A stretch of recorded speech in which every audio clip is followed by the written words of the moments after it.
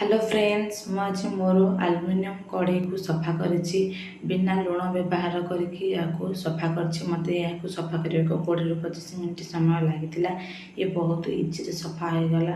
तो मुझे सफा करुँची आपण मैंने भी से टाइप सफा करूँ तो आपण मानक कढ़ई भी सफा हो ग्यारंटी दे कहूँ आपण मान कढ़ई भी सफा हो आग मो ट्राए कली पुणी आपण मानक कहली तो ग्यारंटी ये पूरा बिल्कुल मार्केट रो जमी कड़े आने ना से टाइप हो सफा करने भी बहुत सहज ये बहुत इजी रे सफा हो जाए। तो आपण मैंने देखिपे कड़ईटी केते सुंदर भाव सफा हो। तो फ्रेंड्स मो प्रतिमा मोर यूट्यूब चैनल प्रतिमा हांडीशाल को आपण मानक स्वागत। तो फ्रेंड्स चलतु वीडियो बनवा स्टार्ट करवा। तो फ्रेंड्स मुझे गोटे आलुमिनियम कढ़ई नहीं जाइए आलुमिनियम कढ़ईटी 4 ରୁ 5 वर्ष पुराना ए बारंबार ट्राए करने द्वारा यार कलर चेंज हो जाए खासकर माछ छाड़ा द्वारा यार कलर एमती चेंज हो जाए एमती चाहिए भी व्यवहार करेंगे कि व्यवहार करने द्वारा भल लगी न थाए। तो आपण मैंने देखिपे कढ़ईटी केते असना देखा चारिपटी कला दाग टाइप पड़ी रही जमिकी रही मैला या सफा करवा सी भी पुणी बिना लुण व्यवहार कर कढ़ईटी को पूरा मार्केट रू जमी आम आणुचे से टाइप क्लीन करवा आपको क्लीन करने को मत बहुत कम समय लगी। तो मुझे जो टिप्स दूसरी ये टाइप आप भी क्लीन करूँ। तो मुझे गैस को ऑन कर कढ़ईटी को बसई ना प्रथम कढ़ई को 4 ରୁ 5 मिनट हिट करना जिते कढ़ई पूरा हिट हो से गोटे ग्लास खंडे पानी नवा आप गोटे ग्लास पानी ने अधिक ने ना मुझे सामान व्यवहार करना से सामान जाक सब ऊपर को उठी आसो। तो मुझे गोटे ग्लास खंडे पानी नहीं तो ये देखिपे पानी को भी केयरफुल आप ढाई ने ना आपको छिटिया संभावना थाए। ये गोटे चामच खंडे मुझे मीठा सोडा नहीं आप चाहिए अधिक नहीं पारे आप कढ़ईर कलर को चाहिए नहीं पारे। ये 2 चामच खंडे मुझे डिटर्जेंट पाउडर नहीं आप चाहिए जो ब्रांडर भी नहीं पारे। बास ये मु बेकिंग पाउडर नहीं तो ये 2 टेबल स्पून खंडे बेकिंग पाउडर नहीं तो आप कढ़ई हिसाब से ने कम अधिक करें। बास ये देखिपे बेकिंग पाउडर और मीठा सोडा मिसला केमी फेण बाहर स्टार्ट हो गला। तो फ्रेंड्स मुझे गैस फ्लेम को लो कर नहीं और ये गोटे लेंबू चिपुड़ी ना तो गोटे लेंबू सिट्रिक एसिड थाए तो ये खटा अंश जो भल भाव छाड़ी जाए आप चाहिए विनेगार यूज करेंगे कि मुझे लेंबू आपको देखी समस्त पाखे विनेगार आवेलेबल न थाए से मुझे लेंबू देखी मुझे गोटे लेंबू नहीं लेंबूटा को 2 फाड़ करके तार रस चिपुड़ी नहीं रस चिपुड़ी सारापर बास लेंबूटा को भी से भितर पकाई ने देखो पूरा तार रस चिपुड़ी नहीं तो यहपरी भाव में पकई ने आप लेंबू पकई पारे ना विनेगार पकई पारे आपंक पाखे जहाँ आवेलेबल थी आप पकई ने। ये देखिपे लेंबू पकड़ा द्वारा भी आस्ते आस्ते फेण बाहर स्टार्ट है।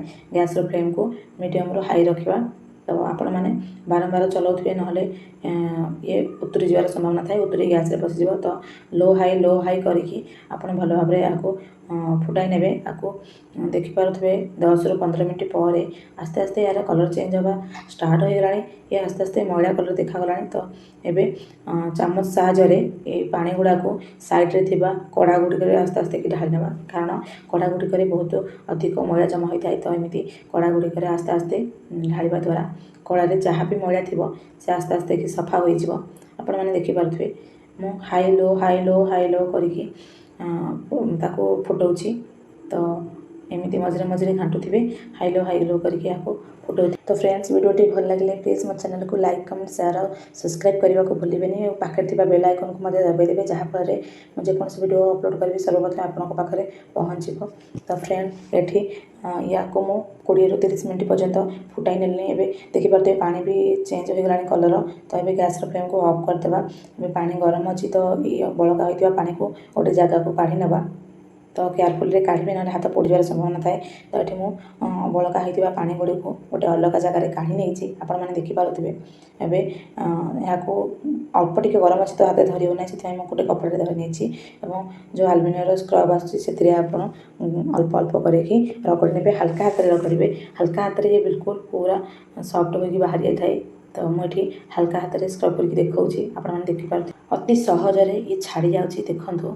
फ्रेंड्स मुझे अल्प टिके सफा करी तो देखो गोटे मिनट भितर ये पूरा सफा हो गला। यहीपरी भाव में एंटर कढ़ाई को ହାଲକା ହାତରେ ରାଉଣ୍ଡ ରାଉଣ୍ଡ କରିକି ସଫା କରିନେବା। ତ ଫ୍ରେଣ୍ଡସ୍, ଅଧିକ ମଇଳା ହେଲା ପର୍ଯ୍ୟନ୍ତ କଢ଼ାଇକୁ ରଖିବାନି, ନହେଲେ ସଫା କଲା ଟାଇମ୍ରେ ଅସୁବିଧା ହେବ। କିନ୍ତୁ ଟାଇମ୍ ଲାଗିବ, ବିରକ୍ତ ହେବେନି। ଟାଇମ୍ ଲାଗିବ କିନ୍ତୁ ପୁରା ପରଫେକ୍ଟ ମାର୍କେଟ ପରି ନୂଆ କଢ଼ାଇ ପୁରା ସଫା ହୋଇଯିବ। ଦେଖିପାରୁଥିବେ ମୁଁ ଏଠି 1 ମିନିଟ୍ ଭିତରେ ଆପଣମାନଙ୍କୁ ଦେଖାଉଛି। ଦେଖନ୍ତୁ ପାଣିର ରଙ୍ଗ ବି ଚେଞ୍ଜ ହୋଇଯାଇଛି। ଏହିପରି ଭାବରେ ମୁଁ ଏଣ୍ଡରେ କଢ଼ାଇକୁ ହାଲକା ହାତରେ ସଫା କରିନେବି। ଆପଣମାନେ ବେଶୀ ମଇଳା ହେଲା ପର୍ଯ୍ୟନ୍ତ କଢ଼ାଇକୁ ରଖିବେନି। ଡେଲି ସଫା କରିବା ଦ୍ୱାରା କଢ଼ାଇ ଚିକଣ ହୋଇଥାଏ। ତ ଏଠି ଦେଖନ୍ତୁ ମୁଁ 5 ମିନିଟ୍ ପରେ ଆପଣଙ୍କୁ ଦେଖାଉଛି। ଏଠି ହାଲକା ହାତରେ ସଫା କରି ନେଇଛି। ତ ଏଠି ପାଣିର କଲର୍ ବି ଚେଞ୍ଜ ହୋଇଯାଇଛି, ପୁରା ମଇଳା ବାହାରି ପଡ଼ିଛି। ଏବେ ଅଳ୍ପ ପାଣି ନେଇକି କଢ଼ାଇକୁ ଧୋଇ ନେବା। ତ ଦେଖିପାରୁଥିବେ କଢ଼ାଇକୁ ଧୋଇ ନେଇଛି। ଯାହା ବି ମଇଳା ଅଛି ସେହି ମଇଳାକୁ ପୁଣି ଆଉଥରେ ସଫା କରିନେବା। ଏ କଢ଼େଇ ସାଇଡ଼୍ରେ ଯେଉଁ କଳା ଦାଗ ଯାକ ଦେଖାଯାଉଛି ନା, ଏ ସହଜେ ବାହାରିବନି, କଡ଼ା ପାଖ ଯାକ। ସେଥିପାଇଁ ମୁଁ ଗୋଟେ ଛୁରୀ ନେଇଛି।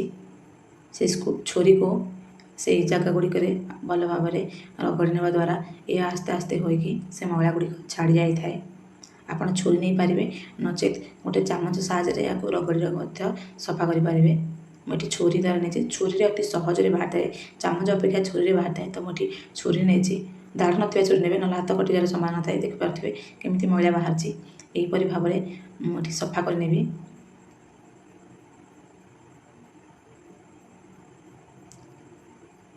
ତ ଫ୍ରେଣ୍ଡସ୍, ମୁଁ ଏଠି ଛୁରୀରେ ଭଲ ଭାବରେ ସଫା କରିନେବି। ଏଇ ଟାଇପ୍ର ଛୁରୀ ସଫା କରି ସାରିଲା ପରେ ମୁଁ ଏଠି ସେ ସ୍କ୍ରବ୍ ସାହାଯ୍ୟରେ ସେ ଯେଉଁ ବଳକା ହୋଇଥିଲା ପାଣି ତାହାକୁ ନେଇ ଆଉଥରେ ପୁଣି ଭଲ ଭାବରେ ରଗଡ଼ିକି ସଫା କରିନେବି।